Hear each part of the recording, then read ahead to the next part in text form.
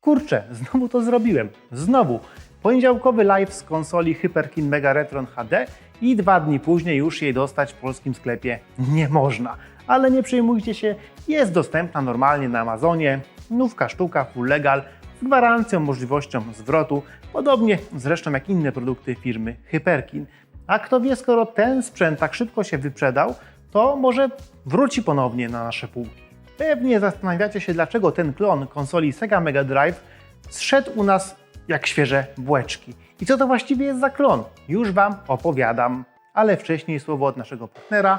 PCBWay to firma dostawca wszelakich usług i produktów związanych z projektowaniem i wykonywaniem customowych płytek PCB, ale także ich montażem i składaniem w gotowy do sprzedaży produkt. Jeśli zarejestrujecie się teraz na stronie PCBWay.com, otrzymacie kupon na $5, który wystarczy Wam na opłacenie produkcji 5 sztuk płytek PCB, a możecie mi uwierzyć, możecie za ich pomocą wykonać w ten sposób masę dodatków do maszyn 8-16 bitowych. Niedawno zauważyłem też, że firma ta oferuje również wydruki 3D, bardzo przydatne w naszym hobby. No co, wracamy do tematu odcinka? Czym jest konsola Sega Mega Drive? Chyba mówić Wam nie muszę, ale jednak powiem.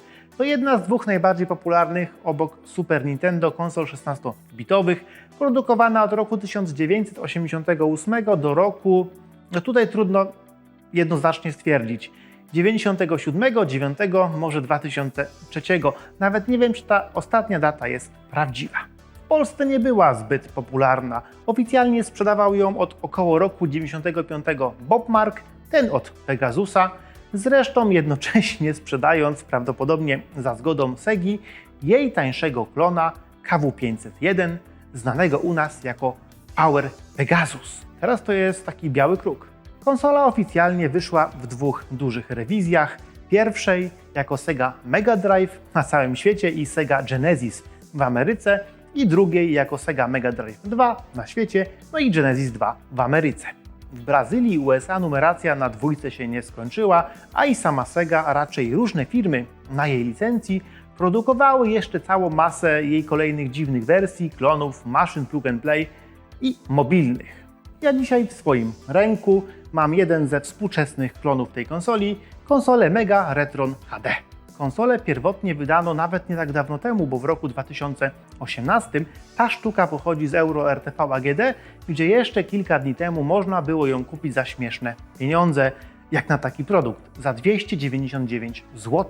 299 zł. Nic dziwnego, że się tak szybko wyprzedała, ale sprawdziłem, jeśli macie na nią ochotę, na Amazonie z USA z przesyłką do Polski zapłacicie 427 zł. A za klona Nintendo Retrona 1 HD, który pokazywałem dosłownie 2 tygodnie temu, zamiast promocyjnych polskich 199 zł, za jakie był dostępny, 291 zł.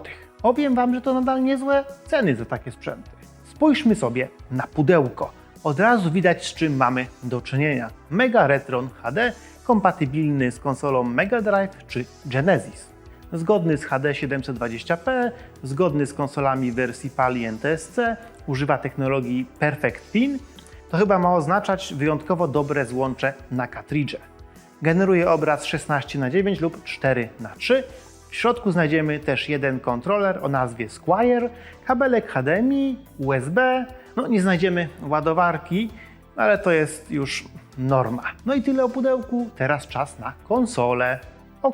Całkiem ciekawy design. Konsola jest kwadratowa, z boku mamy ścięcie znane z nowych produktów Hyperkina, z ich logo. Góra to wypisz, wymaluj kopia wzoru z konsoli Sega Mega Drive 1, a to żebrowanie z tyłu, jak i sam kwadratowy kształt nawiązuje natomiast do drugiej wersji konsoli. Konsolka sprawia wrażenie bardzo solidnej, nie jest to taki czeszczący plastik rodem z chińskich klonów, a porządne, grube pudło. Konsola jest też dość ciężka, więc nie będzie nam latać po stole. Oczywiście wagę zapewnia nie ciężka elektronika, ale wkręcone w środku metalowe ciężarki. No co mogę powiedzieć, tak generalnie teraz się robi w sprzętach tego typu. Na górze mamy port kartridży z zamykającymi się klapkami, włącznik całkiem solidny, logo konsoli i czerwone akcenty.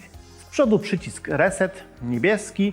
Taka kolorystyka czerwony z niebieskim była chyba na konsoli w wersji amerykańskiej Genesis. A u nas w Europie chyba częściej było to połączenie fioletowego z szarym, albo w ogóle szarego z szarym. Obok mamy dwa porty DB9 dla kontrolerów w standardzie SEGI, jak na przykład ten dołączony do samej konsoli. Jak widzicie, jest całkiem SEGO-podobny. Jest to wersja 6-przyciskowa, dość rzadka. Pady do SEGI były zazwyczaj 3-przyciskowe. Te 6-przyciskowe pojawiły się dość późno i ich możliwości są używane w kilkudziesięciu grach zaledwie, ale głównie kojarzą się z bijatykami takimi jak na przykład Street Fighter 2.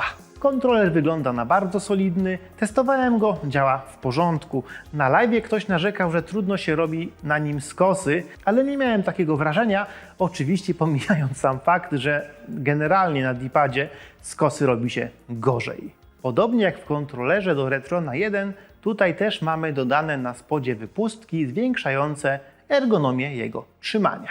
Kontroler zaopatrzony jest w długi kabel, około 3 metry, co powoduje, że można wygodnie grać nim w trybie kanapowym. A oczywiście do Retrona możemy też podłączyć oryginalne pady od SEGI, żeby nie było, szczególnie, że znowu w Polsce nie znajdziecie tych od Hyperkina, jakbyście chcieli zagrać na 2 graczy. Z tyłu mamy port zasilania, kabel jest dołączony, ładowarka, jak wspominałem, nie jest dołączona, co jest teraz normą. Konsola potrzebuje 1 A, także możemy do niej podłączyć praktycznie dowolną ładowarkę USB. Obok mamy wyjście HDMI, kabel w pudełku oraz wyjście analogowego wideo i dźwięku stereo. Kabelek RCA także jest w pudełku. Po prawej stronie mamy jeszcze przełącznik proporcji obrazu, jakie będą nadawane przez port HDMI. Możemy je zmieniać pomiędzy 4:3 i 16:9. Tutaj ustawiamy tą pierwszą wartość i przełącznika tego już nie ruszamy, bo serio, granie w rozciągnięte gry w poziomie jest bez sensu. Ważna sprawa, na dole konsoli znajduje się przełącznik między regionami PAL, NTSC amerykańskim i NTSC japońskim. Dzięki niemu możemy używać kartridży wydanych w dowolnym miejscu świata, co jest ogromnym plusem tego typu sprzętu. A co znajdziemy w środku konsoli? Mega Retron HD to klon oparty o układ System on Chip, czy Console on Chip, czy Genesis on Chip, GOEC. Generalnie tutaj, jak w przypadku Famiklonów, cała konsola mieści się w jednym układzie. Co ciekawe, w przeciwieństwie do fanów Famiklonów, klony SEGI tego typu nie są przez swoich posiadaczy nazywane pejoratywnie klonami typu glut. Po pierwsze dlatego, że w przeciwieństwie do chipów klonów NES-a, chipy klonów SEGI są w porządnych ceramicznych opakowaniach. Po drugie, miniaturyzacja SEGI Mega Drive postępowała już podczas produkcji oryginalnego sprzętu. Sega w kolejnych modelach i rewizjach starała się zmniejszać ilość układów, wrzucając je powoli do jednego dużego chipu ASIC, czyli do tak zwanego specjalizowanego układu scalonego. ASIC, kurde. W ostatnich rewizjach Segi Mega Drive 2 i modelu Sega Mega Drive 3 w układzie tym znajdowało się już wszystko, prócz praktycznie pamięci RAM. Były tam oba procesory konsoli, układ graficzny i układ dźwiękowy. W związku z tym tego typu klony, nawet te już z większą integracją, nie są uważane za gorsze, a przynajmniej nie przez zastosowanie pojedynczego układu. Problem z klonami Segi i samą oryginalną Segą leży gdzie indziej i jest nim dźwięk. W Sedze dźwięk generują dwa, właściwie 3 układy. Syntezator, układ Yamaha YM2612 plus stary układ dźwiękowy znany jeszcze z Segi Master System SN76496 plus procesor Zilog Z80 znany ze Spectruma, który pomaga im w pracy. Układy te zmieniały się w różnych wersjach, np. układ Yamaha został zastąpiony przez układ YM3438 zintegrowany w ASIC-u, później w układzie Console on a Chip. Był to układ lepszy o czystszym dźwięku, ale część ludzi tą czystość uważa za wadę, mówiąc, że muzyka na tym traci. Tak trochę podobnie jak z nowym i starym SID-em w Commodorku. Dodatkowo dużym problemem jest część wzmacniająca w konsoli i miksująca jej dźwięk. Pewnie wiecie, że model 1 z tyłu konsoli w gnieździe AV ma tylko sygnał mono, a z przodu na wyjściu słuchawkowym stereo. Model 2 ma już tylko wyjście stereo, model 3 znowu tylko wyjście mono. Dodatkowo z jakichś powodów w różnych rewizjach tych samych modeli mamy inaczej zmiksowane dźwięki syntezatora i sampli. Raz jeden gra za głośno, raz drugi gra za głośno, plus czasami dźwięk głośny jest ogólnie zniekształcony, a czasami w ogóle dźwięk brzmi źle. No i nie ma takiej zasady, że w modelu 1 jest stary układ dźwiękowy, a w modelu 2 jest nowy układ dźwiękowy. Tu bywa różnie, co zresztą widzicie na tej tabelce. Wielki miszmasz i bardzo dużo wersji ma jakieś problemy. Oczywiście wśród wielu ludzi pokutuje uproszczony i nieprawdziwy obraz świata, w którym w każdym egzemplarzu modelu 1 dźwięk jest dobry, a w każdym egzemplarzu modelu 2 dźwięk jest zły. To nieprawda. No a jaki dźwięk ma Mega Retron HD? Generalnie mówi się, że jeden z lepszych, jakie można znaleźć w klonach i konsolach Segi, ale podobno nie idealny, cokolwiek by to miało nie znaczyć. Ja ze swojej strony puszczę Wam teraz dla porównania dźwięki z konsoli Sega Mega Drive Model 1 z wyjścia mono, później z wyjścia stereo, którego pewnie i tak nie używacie, później z Segi Mega Drive 2 z wyjścia stereo, no i z Retrona HD z wyjścia stereo. Co będzie Wam brzmiało dobrze, co źle, no to już naprawdę chyba zależy od Waszego gustu.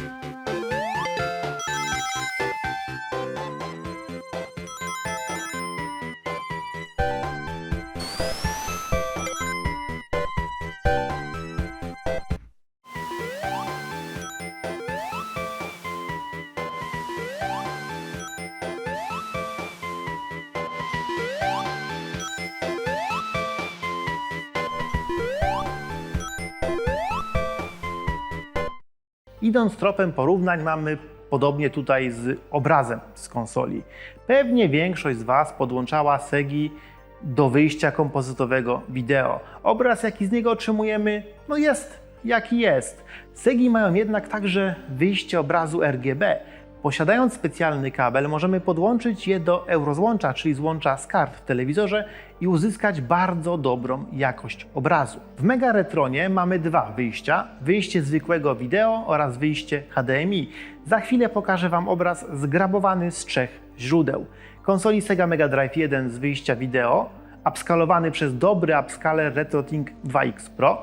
Z tej samej konsoli z wyjścia RGB, upskalowany przez upscaler ODV GBS-C oraz z Retrona z wyjścia HD. Takie porównanie jest chyba najbardziej sensowne.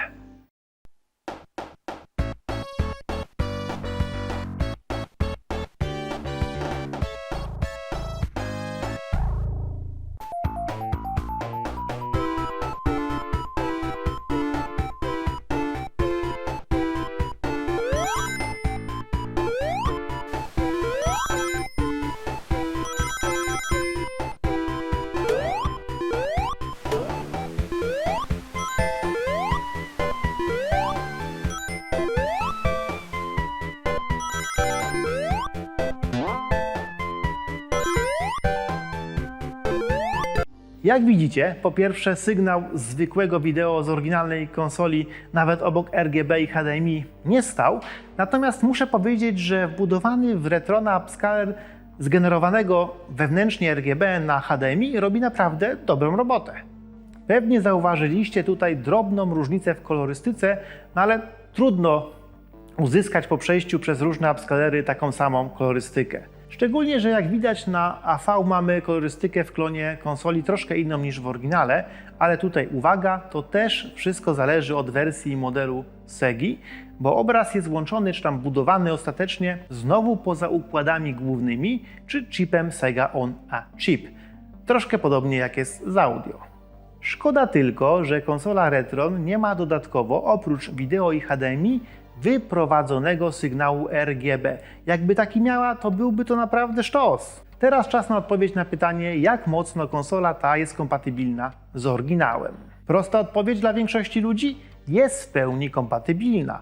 Zadziałają nam na niej wszystkie kartridże z każdego regionu, także wymagające większej ilości prądu, jak i dodatkowego zasilania, zarówno oryginalne, klony, jak i takie, jak na przykład recenzowany przeze mnie jakiś czas temu EverDrive SD, czy inne wynalazki. Z czym konsola ta nie jest zgodna? Z przystawką Sega CD, no bo nie ma portu rozszerzeń z boku, oraz z rozszerzeniem Sega 32X, no bo nie ma wyjścia RGB. Jednak jeśli ktoś z Was posiada jedno z tych rozszerzeń, to prawdopodobnie posiada też całą szafę pełną konsol Segi. A tutaj przy okazji dzięki EverDrive'owi sprawdziłem jeszcze jedną rzecz.